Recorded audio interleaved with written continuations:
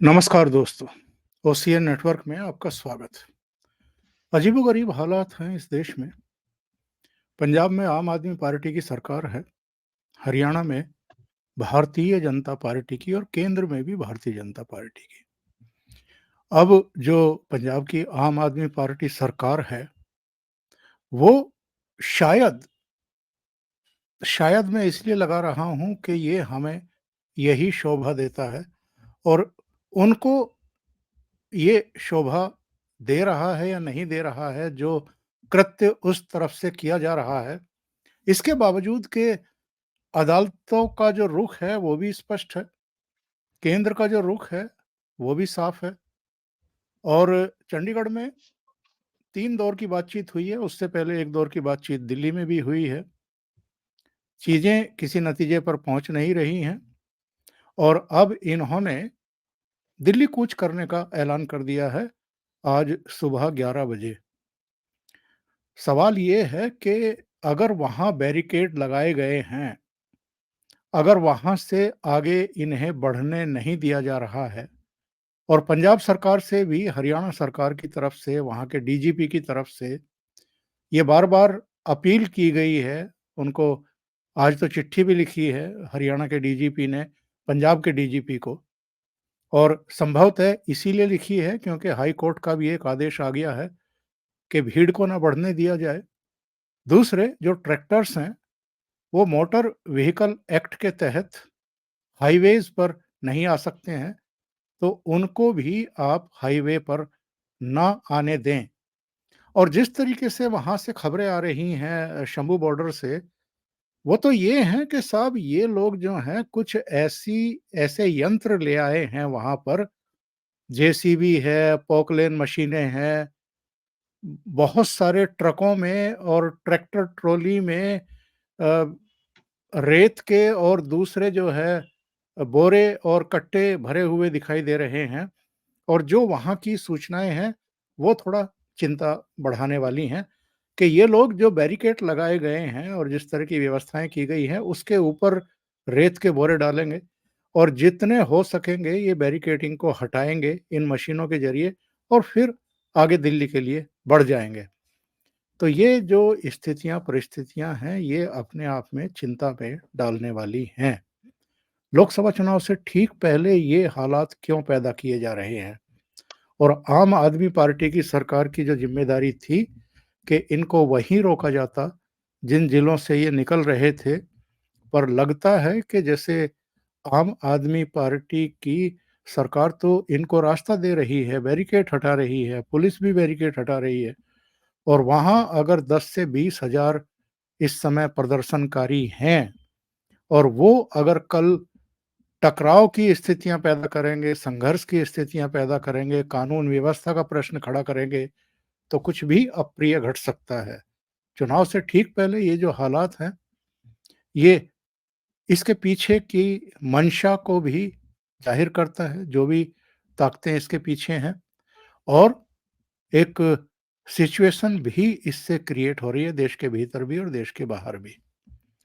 मेरे साथ बहुत ही ख़ास मेहमान जुड़ रहे हैं, विजय सरदाना साहब, किसी परिचय के मोहताज तो नहीं हैं, फिर भी मैं आपको बता दूँ, उनका अपना इस समय यूट्यूब चैनल भी है, विजय सरदाना इनसाइट्स और बहुत ही लोकप्रिय चैनल है। इसके अलावा वो सामाजिक, आर्थिक और राजनीतिक मसलों पर और दूसरे विषयों पर भी बहुत बारीक नज़र रखते हैं, महीन पकड़ रखते हैं। सुप्रीम कोर्ट के अधिवक्ता हैं।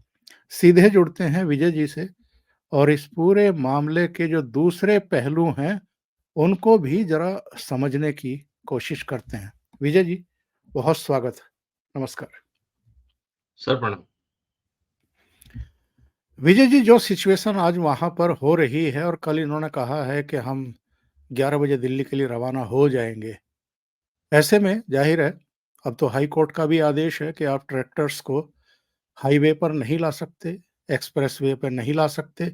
इसके बावजूद अगर वहाँ पर टकराव की स्थितियाँ, परिस्थितियाँ हैं, तो आपको क्या सीन बनते हुए दिखाई दे रहा है? ओंकार जी, सबसे पहले आपको और सभी दर्शकों को मेरा प्रणाम। जी, बहुत स्वागत। सर देखिए, हम एक लोकतंत्र में रहते हैं और पीसफुल प्रोटेस्ट का सबको अधिकार है और ये संवैधानिक अधिकार है, इसमें किसी को कोई ऐतराज भी नहीं है, ना राज्य सरकारों को, ना केंद्र सरकारों को और ना कोर्ट्स को। लेकिन जिस तरह से हालात बन रहे हैं और जो पीसफुल प्रोटेस्ट के नाम पे जिस तरह से वहां पे उपकरण लिए जा रहे हैं या जो पुलिस बैरिकेडिंग है, पुलिस का काम होता है लॉ एंड ऑर्डर मेंटेन करना और उसके लिए जो संसाधनों की जरूरत होती है, जिस तरह के टूल्स और टेक्निक्स की जरूरत होती है, पुलिस को वो यूज करने का अधिकार है।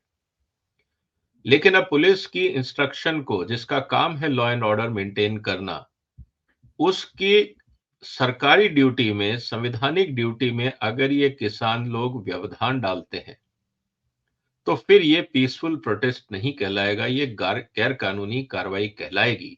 क्योंकि संविधान और कानून के हिसाब से अगर कोई भी व्यक्ति सरकारी अधिकारी को अपनी ड्यूटी करने में व्यवधान डालता है तो इसके खिलाफ केस भी हो सकता है, कार्रवाई भी हो सकती है। तो अब किसान नेताओं को यह समझना होगा कि अभी जोश जोश में अपने जो समूह हैं, अपने जो गुट हैं, अपनी जो मंडलियां हैं या जिनको वो यूनियन बोलते हैं, उनके सामने शेर बनने से थोड़े समय के लिए तो शायद आपको वाहवाही मिल जाएगी, लोग आपको कहेंगे यार तुम तो बब्बर शेर निकले, लेकिन कानून की नजर में आप गुनहगार हो जाएंगे। और जब आप कानून की नजर में गुनहगार होते हैं तो उसके बाद फिर ना तो आपको कोई पॉलिटिकल पार्टी सपोर्ट करने वाली है, ना कोई आपका रिश्तेदार सपोर्ट करने वाला है, ना आपका कोई दोस्त सपोर्ट करने वाला। मुझे लगता है किसान नेताओं को यह बात समझनी चाहिए कि ऐसे बहुत सारे किसान नेता और बाकी पॉलिटिकल लीडर्स सामने आए जिन्होंने जोश जोश में बहुत कुछ उल्टा सीधा कर दिया, कानून हाथ में ले लिया, या तो आज जेल में सड़ रहे हैं या कोर्ट्स के चक्कर काट रहे हैं। और कुल मिला के हालत ये होती है कि जिन नेताओं के भरोसे और जिन पॉलिटिकल पार्टीज के भरोसे ये किसान आंदोलन को आगे बढ़ाने का प्रयास कर रहे हैं, अगर वो ही सत्ता में नहीं रहेंगे तो इनको बचाएगा कौन? वो अपनी कुर्सी बचाएंगे या इन नेताओं को बचाएंगे? तो मुझे लगता है कि एक ठंडे दिमाग से सभी किसान नेताओं को सोचना चाहिए। और अब ये मामला क्योंकि हाईकोर्ट में है और राज्य सरकार ने, खासकर पंजाब की राज्य सरकार ने ये कोर्ट को आश्वासन दिया है कि लॉ एंड ऑर्डर स्थिति हम मेंटेन करेंगे और सब कुछ पीसफुल रहेगा, और यहां तक भी उन्होंने कहा है कि साहब पीसफुल प्रोटेस्ट तो अधिकार है। तो अभी जो एश्योरेंस पंजाब की सरकार ने दिया है, पंजाब की पुलिस ने दिया है, और कोर्ट का ये कहना है कि आपको प्रदर्शन करने का अधिकार है, लेकिन इसका मतलब नहीं है कि देश की बाकी जनता का जीना हराम कर दो आप। ये बर्दाश्त नहीं होगा। और ये अब एश्योरेंस पंजाब की सरकार और पंजाब की पुलिस ने दिया है। तो मुझे लगता है कि मैसेज अब क्लियर है, पंजाब पुलिस को भी, पंजाब के एडमिनिस्ट्रेशन को भी। अब अगर किसी भी तरह की पंजाब की तरफ से कोई गड़बड़ होती है तो वो पूरा का पूरा जो ठीक रहा है वो मान सरकार पे और पंजाब पुलिस के ऊपर फूटेगा, और उसके कॉन्सिक्वेंसेस भी जो वहां अधिकारी हैं और जो वहां पे चाहे सिविल एडमिनिस्ट्रेशन हो, चाहे पुलिस एडमिनिस्ट्रेशन हो, चाहे पॉलिटिकल एडमिनिस्ट्रेशन हो, उनको उसका खामियाजा उठाना पड़ेगा। क्योंकि ये बात बहुत क्लियर है कि जिस तरह से 13 महीने दिल्ली को बंधक बना के रखा गया, उस समय तो शायद लोगों को ये लगा था कि चलो किसान बैठे हैं, एक सिंपैथी वेव थी। लेकिन अगर ये तोड़फोड़ होती है और इस तरह का माहौल बिगड़ता है, आपराधिक माहौल बनता है, तो मुझे नहीं लगता कि इस समय जनता इस बात को बर्दाश्त करेगी। और अगर कोर्ट्स भी इस पे लीनिएंट व्यू लेंगे तो फिर कोर्ट्स की भी जिसे कहते हैं कि अवमानना, या जिसको कहो कि रिस्पेक्ट, वो अब कोर्ट्स के जजेस को देखनी होगी। तो जनता इस समय मूड में नहीं है कि आप किसी भी तरह का सड़कों पे गदर मचाएं। आपकी डिमांड है, आप आइए, मिलिए, फोन पे बात करिए, वीडियो कॉन्फ्रेंस करिए, अक्रॉस द टेबल बैठिए, सारे ऑप्शन है। लेकिन देश की जनता को परेशान करने का ऑप्शन किसी के पास नहीं। तो ये स्थिति बहुत क्लियर। विजय जी, अभी 3 दिन पहले ही इन्होंने 12 जगहों पर रेलवे ट्रैक रोके और 4 घंटे 5 घंटे तक रेलगाड़ियों का आवागमन रद्द हो गया। बहुत सारी ट्रेनें रद्द करनी पड़ी। यात्रियों को भारी परेशानी का सामना करना पड़ा। एक बहुत ही व्यस्त सड़क पर ये लोग बैठे हुए हैं, उस पर बैरिकेड लगानी पड़ी है। कुल मिलाकर के 7 जिलों में इंटरनेट को टर्न डाउन किया है हरियाणा सरकार के आदेश पर। चंडीगढ़ में भी इंटरनेट बंद है। सवाल ये है कि जनजीवन तो अस्त-व्यस्त हो ही गया है और ये कई दिनों से जारी है, हफ्ते भर से जारी है। क्या लोगों के ये मौलिक अधिकार नहीं है कि वो आज के इस युग में, जबकि इंटरनेट के बिना आप अपंग हो जाते हैं और बहुत सारी गतिविधियां आपकी ठप पड़ जाती हैं, क्योंकि इंडिपेंडेंसी जो है वो बहुत ज़्यादा बढ़ गई है अब इंटरनेट पर और ऐप्स वगैरह पर। तो ऐसे में कितना बड़ा नुकसान हो रहा है, कितनी बड़ी असुविधा हो रही है। और ये कोई पहली बार नहीं है, बार-बार जब भी इस तरह की चीज़ें होती हैं, अलग-अलग ज़िलों के इंटरनेट जो है वो बंद किए जाते हैं और इस तरह के एहतियात उठाए जाते हैं। जितने भी पंजाब और हरियाणा के बॉर्डर हैं, सड़कें आपस में जुड़ी हुई हैं, सब पर शंभू बॉर्डर जैसे ही इंतज़ाम करने पड़े हैं।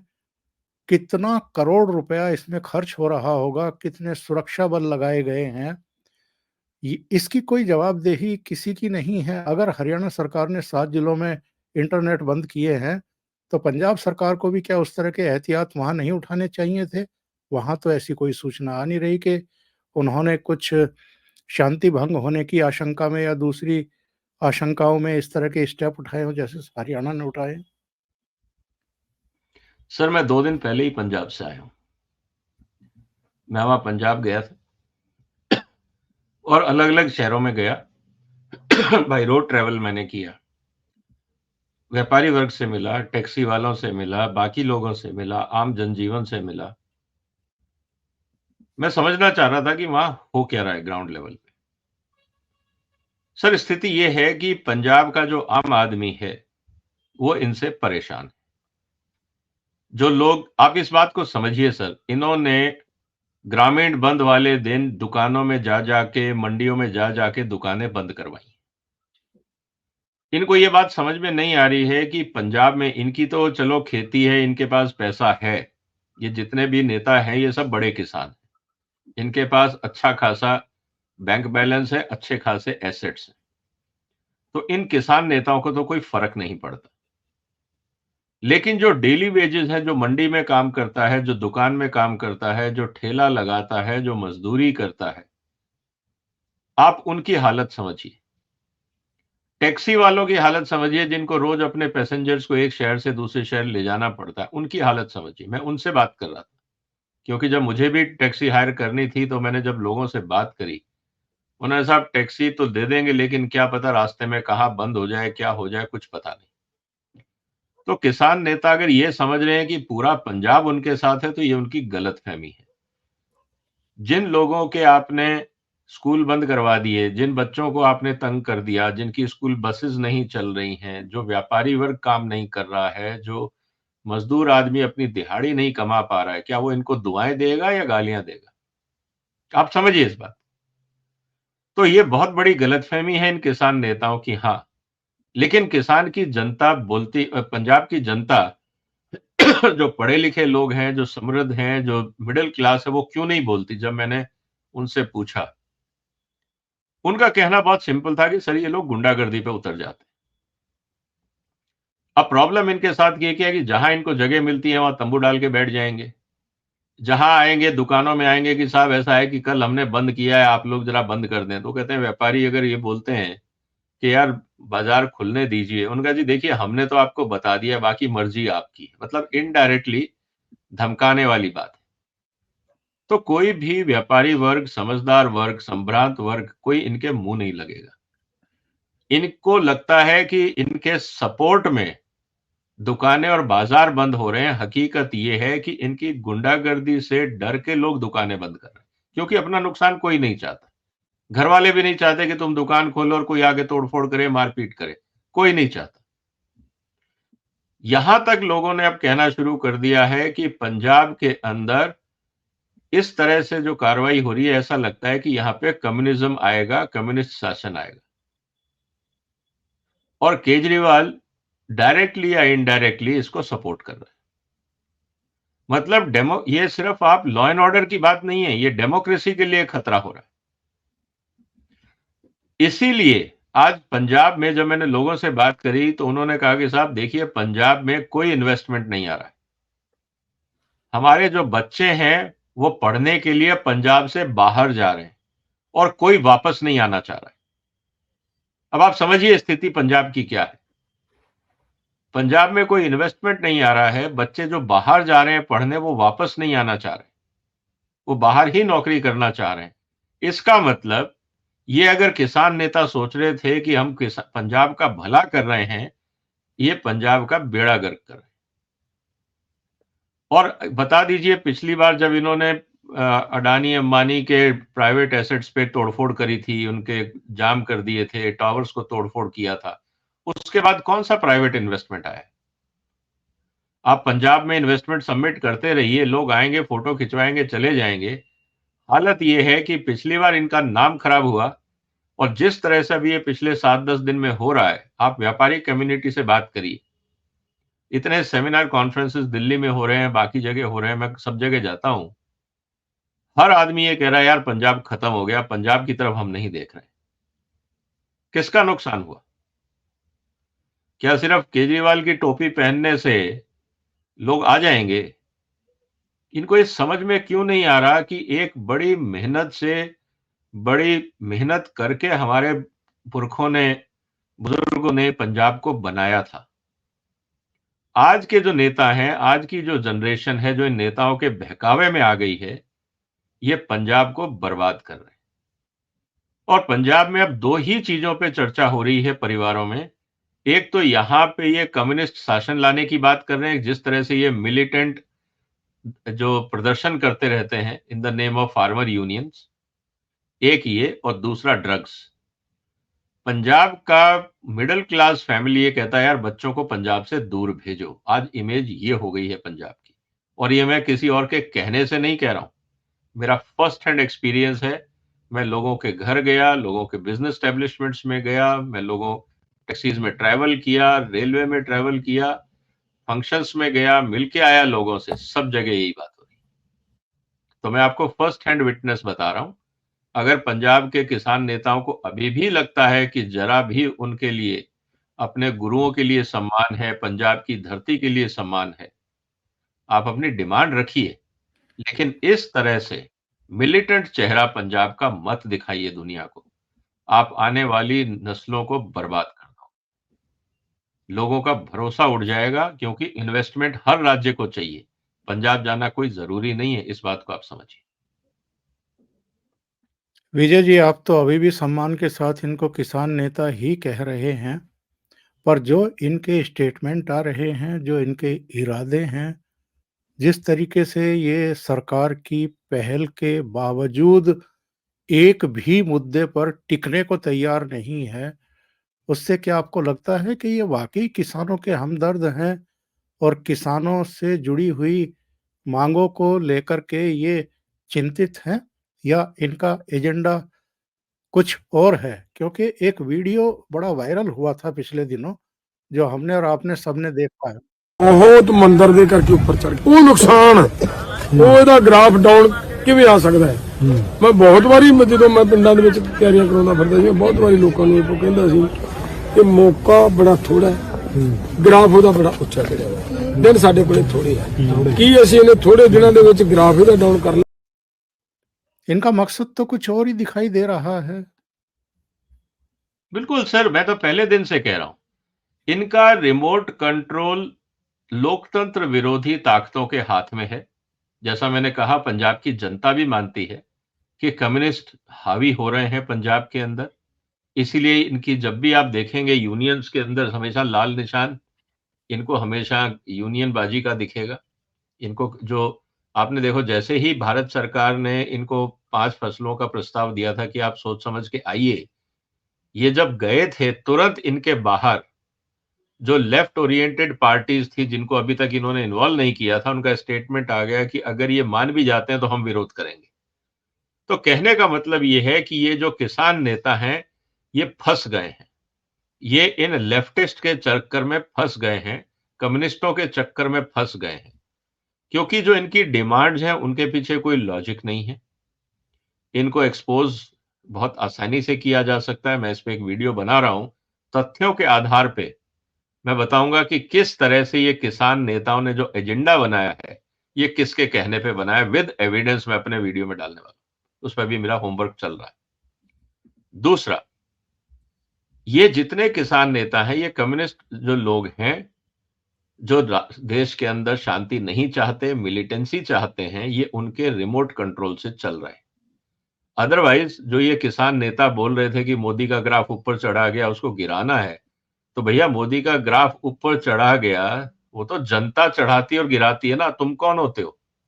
और अगर इनको ये गलतफहमी है कि इस तरह की मिलिटेंट एक्टिविटीज करने से मोदी का ग्राफ नीचे आ जाएगा, कहीं उल्टा असर नहीं हो जाए।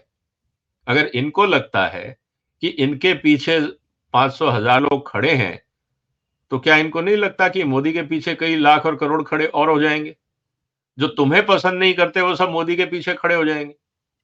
क्या इनको ये बात समझ में नहीं आ रही है कि इस तरह के स्टेटमेंट पोलराइजेशन और करेंगे, इससे मोदी का और फायदा होने वाला है? इन नेताओं को सुनता कौन है? ये तो यही कहेंगे। आप देख रहे हैं जनता का रिएक्शन क्या है कि ये लोग किसान नहीं हैं, ये खालिस्तानी हैं, आतंकवादी हैं, इस तरह की लोग अब शब्दों का इस्तेमाल करने लगे हैं। तो इनको क्या लगता है कि इस देश की जनता मूर्ख है, जो ये बोलेंगे ये वही समझेंगे? ये किस गलतफहमी में है नेता लोग?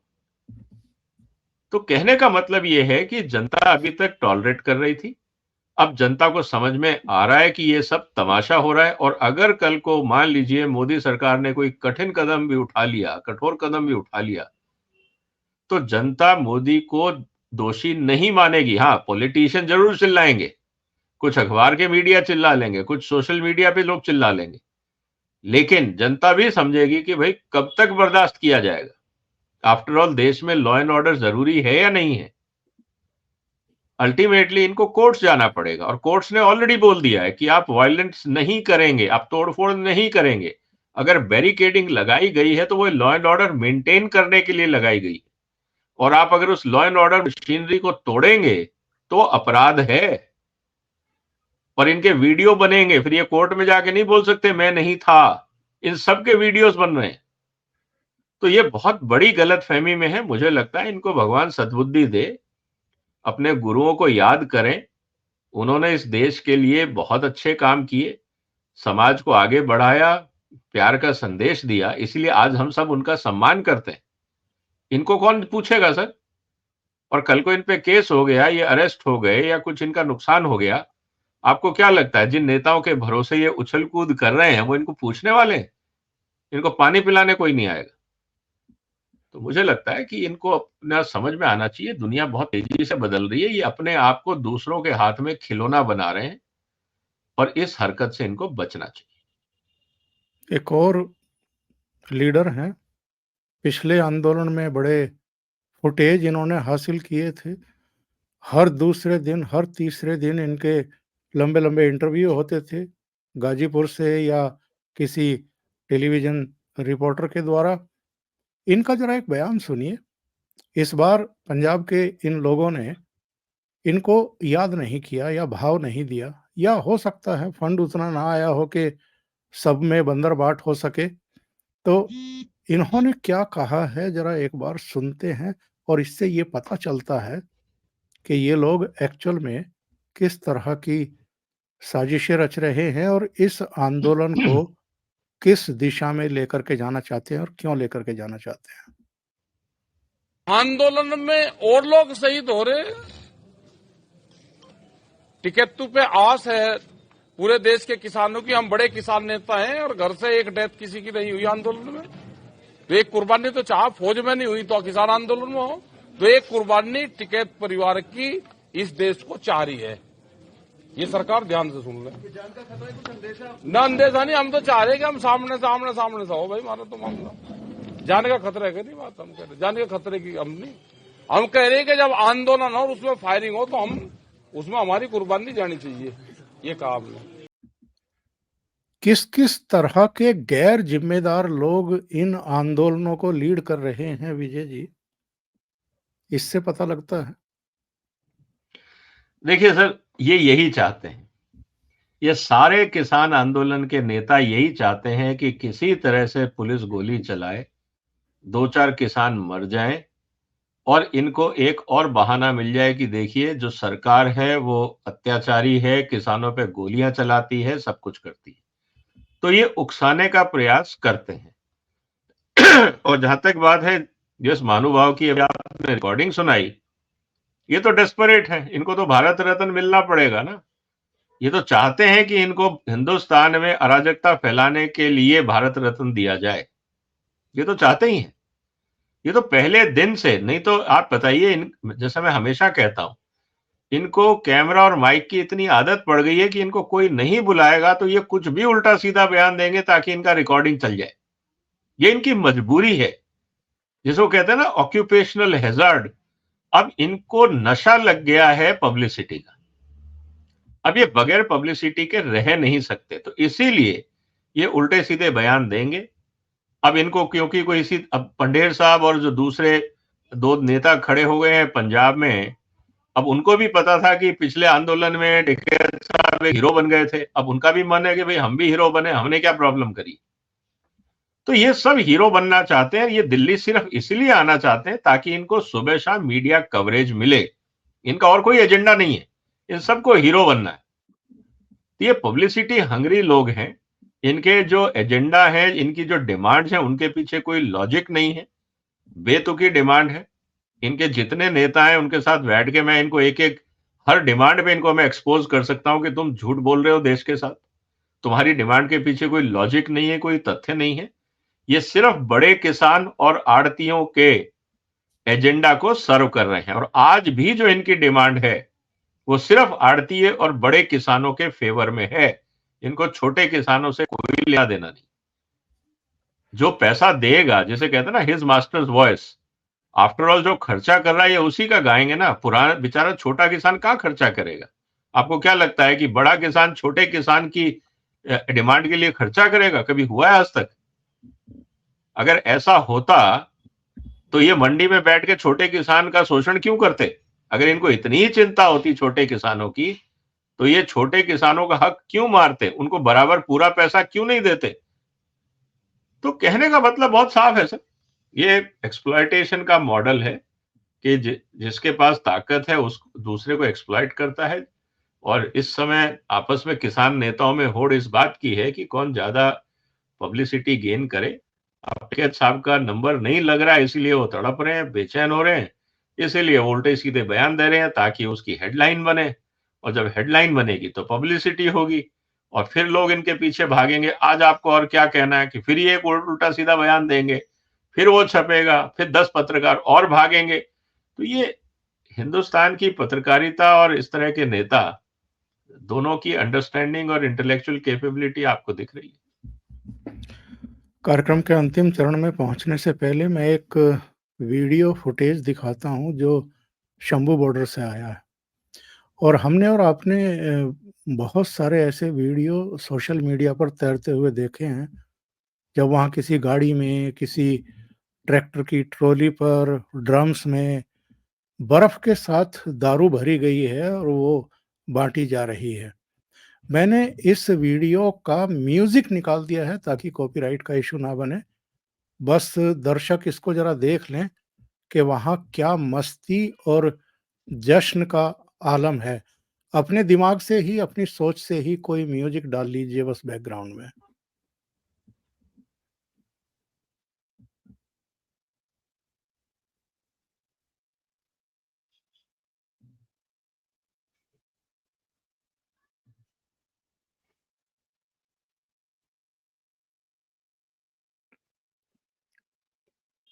ये वहाँ का आलम है। विजय जी, अभी चर्चा की कि साहब जो इनकी डिमांड है, उनकी तो तर्क के साथ धज्जियां उड़ाई जा सकती हैं। मैं डिमांड्स पर आता हूं इनकी। सभी फसलों के लिए न्यूनतम समर्थन मूल्य एमएसपी की कानूनी गारंटी। 2020-21 के आंदोलन के दौरान दर्ज मामलों को वापस लेना, उसमें हत्या भी है, रेप भी है, तोड़फोड़ भी है। किसानों के लिए पेंशन, 10,000 रुपए की पेंशन मांग रहे हैं किसानों के लिए। जितने ऋण हैं वो माफ कर दिए जाएं। विश्व व्यापार संगठन से अपने को भारत अलग कर ले, मतलब पूरी दुनिया से कट जाए। और सरकार से स्वामीनाथन आयोग की सिफारिशों के मुताबिक एमएसपी के लिए कानून बनाना और पिछले आंदोलन में जान गंवाने वाले परिवारों को मुआवजा और परिवारों के एक सदस्य को रोजगार। एक लखीमपुर वाला भी है, वो नीचे की तरफ है। तो ये जो इनकी मांगे हैं, क्या कहेंगे विजय जी? देखिए सर, बहुत आसान है, एक एक लाइन में मैं सबका जवाब दे देता हूं। सभी फसलों के न्यूनतम मूल्य की गारंटी, कानूनी गारंटी। कानूनी गारंटी कैसे मिलेगी जबकि सारे के सारे इनपुट राज्य सरकार के हाथ में है? बिजली, पानी, जमीन, पेस्टिसाइड, खाद, बीज, सारी चीजें भारत के संविधान के हिसाब से राज्य सरकार का अधिकार क्षेत्र है। तो प्रोडक्शन तो डिसाइड करेगा राज्य, और खरीदने की गारंटी देगा जिसने प्रोडक्शन में कोई रोल ही नहीं निभाया, वो है केंद्र सरकार। अरे भाई, राज्य सरकार से मांगो ना कि जिस डेट पे वो प्रोडक्शन करवा रहे हैं उनसे बोलो कि आपने ये इनपुट दिया है, आप आउटपुट भी ले लो। लेकिन नहीं करेंगे, कोई लॉजिक नहीं है। इसके और भी डिटेल्स हैं, टाइम नहीं है सर, मैं आपको एक एक और चीज और निकाल देता। आंदोलन में दर्ज मामलों को वापस लेना, मतलब तुम क्राइम करो, तुम बलात्कार करो, हत्याएं करो और इनको बाइज्जत बरी कर दिया जाए।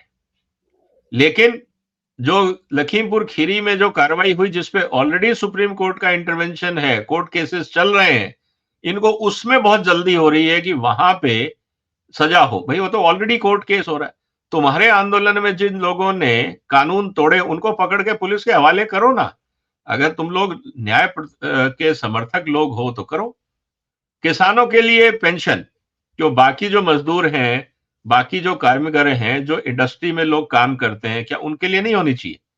मतलब आपको लाटसाप हो या देश के अंदर कुछ स्पेशल ट्रीटमेंट मिलेगा आपको? सारी सुविधाएं, सारी सब्सिडी, सब कुछ किसानों को, पेंशन भी।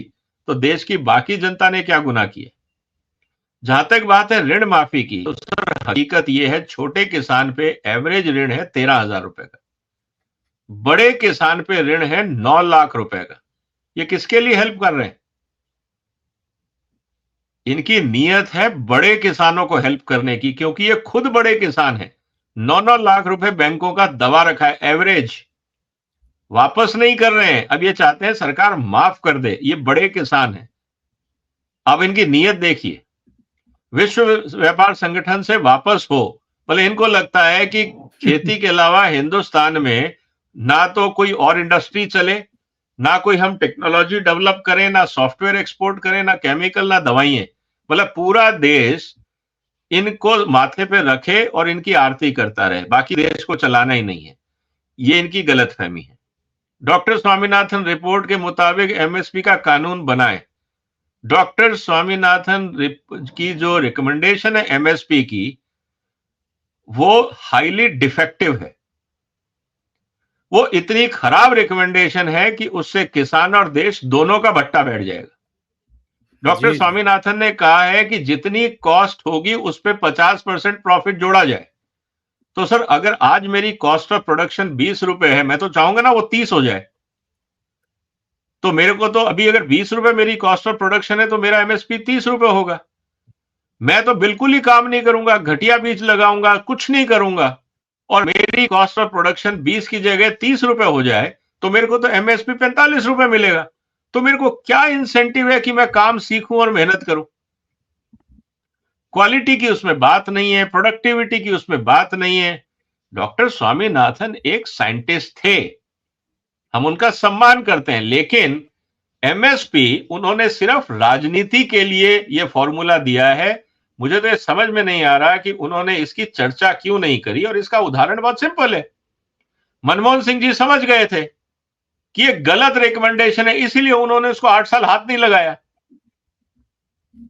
वो तो इकोनॉमिस्ट थे, उनको तो समझ में आ रहा था कि ये उल्टी सीधी रिकमेंडेशन आ गई है, इससे तो देश और किसान दोनों बर्बाद हो जाएंगे।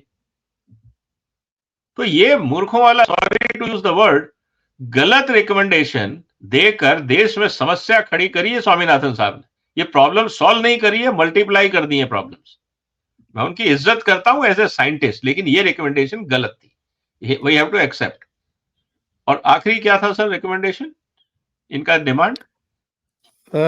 मुआवजा दिया जाए उन परिवारों को जो मारे गए थे या मतलब उस दौरान जिनकी मृत्यु को हुई उठा थी। के लाओ और वहां पे बॉर्डर्स पे रखो बुजुर्गों को। कोविड के टाइम पे, सर्दी के टाइम पे आप अपने स्वार्थ के लिए बुजुर्गों को तंग करो, उनको मौत के मुंह में धकेल दो और अपनी चोरी छुपाने के लिए, अपनी गलतियां छुपाने के लिए सरकार को कहो कि इनको शहीद घोषित करो और मुआवजा दो, ताकि इनकी जो चोरियां हुई हैं, इनकी जो गलतफहमियां हुई हैं, इन्होंने जो अत्याचार किए उन बुजुर्गों पे, ताकि उस पर पर्दा डल जाए।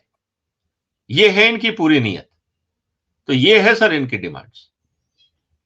विजय जी, आखिर में मैं एक सवाल और जानना चाहूंगा। ये बात इधर उठने भी लगी है, एक कपड़ा बनाने वाली फैक्ट्री अगर सरकार से मांग करने लगे कि साहब हमारा कपड़ा नहीं बिक रहा है, आप इसका एमएसपी जो है तय करो और हमसे कपड़ा खरीदो। एक मोटरसाइकिल बनाने वाला भी यही मांग करने लगे कि साहब जितनी हम मोटरसाइकिल बना रहे हैं ये सब सरकार को खरीदनी पड़ेंगी। ऐसे तो बेहिसाब मामला हो जाएगा। ये किसानों की उपज के लिए ही एमएसपी का प्रावधान क्यों है? सर देखिए, एमएसपी जो है वो शॉर्टेज इकोनॉमी का फॉर्मूला है। जब आपके यहां पे किसी फसल की कमी होती है, आप उसको प्रोत्साहन देना चाहते हैं, तो आपने कहा कि भाई मैं इतना पैसा आपको दूंगा, ये मेरा सपोर्ट प्राइस रहेगा, आप उगाइए और मैं आपसे इस रेट पे खरीद लूंगा। और अगर किसान को लगता है कि हाँ ये रेट ठीक है, तो वो फसल उगाता है। ये एक लाइक ए कॉन्ट्रैक्ट अरेंजमेंट है, इनफॉर्मल कॉन्ट्रैक्ट है, ओपन कॉन्ट्रैक्ट है। आप इंडिविजुअल साइन नहीं कर रहे हो, लेकिन आपने एक अनाउंसमेंट कर दिया। ये है एक हिसाब से कॉन्ट्रैक्ट। लेकिन ये वही फसलें खरीदूंगा जिसकी मुझे जरूरत होगी। अगर मेरे को जरूरत नहीं है, उदाहरण के लिए मैं आपको बताऊं, पिछले साल हिंदुस्तान में पैडी, चावल मतलब मिल्ड राइस, चावल और गेहूं का टोटल उत्पादन हुआ था 247 मिलियन टन। हिंदुस्तान की खपत है 217 मिलियन टन। करीब 30 मिलियन टन हमारे पास सरप्लस था। मतलब सारी जरूरतें होने के बाद भी 30 मिलियन टन हमारे पास बच गया। अब उसको कौन रखेगा? अगर किसान अपने घर में रखता है तो किसान का नुकसान, बाजार में कोई खरीदार नहीं, क्योंकि जितनी जरूरत थी, चाहे प्राइवेट हो या सरकार हो, वो पूरा 217 मिलियन टन में पूरा हो गया। अब लीगल गारंटी का क्या मतलब है? लीगल गारंटी का मतलब यह है कि अब आप सरकार को कंपेल करोगे कि आप ये 30 मिलियन टन खरीदो। इस 30 मिलियन टन को खरीदने के लिए हिंदुस्तान का 70,000 करोड़ रुपए खर्च होगा। मैं सिर्फ गेहूं और चावल की बात कर रहा हूं। और ये आप अंतरराष्ट्रीय बाजार में नहीं बेच सकते। आप सिर्फ यूक्रेन का 4-5 महीने छोड़ दीजिए, जब प्राइस ऊपर गए थे, जब 44 गए थे, अब वापस 20-20 रुपए गिर चुके हैं वो प्राइस। सवाल यह है कि अंतरराष्ट्रीय बाजार में आप बेच नहीं सकते, क्योंकि आपका एमएसपी पूरी दुनिया में जो प्राइस होते हैं उससे जनरली ऊपर होता है। हिंदुस्तान में आपको जरूरत नहीं है, क्योंकि 217 मिलियन टन में आप पूरा खा चुके। अब बचे 30 मिलियन टन, उसको खरीद के गोडाउन में रख के सरकार क्या करेगी? सड़ाएगी। तो कहने का मतलब यह है कि इन लोगों को यह समझ ही नहीं आ रहा है कि देश चलता कैसे है। इन्होंने अपना एक ईगो प्रॉब्लम पाल लिया है। कुछ पॉलिटिकल पार्टी ने इनको हवा दे दी है।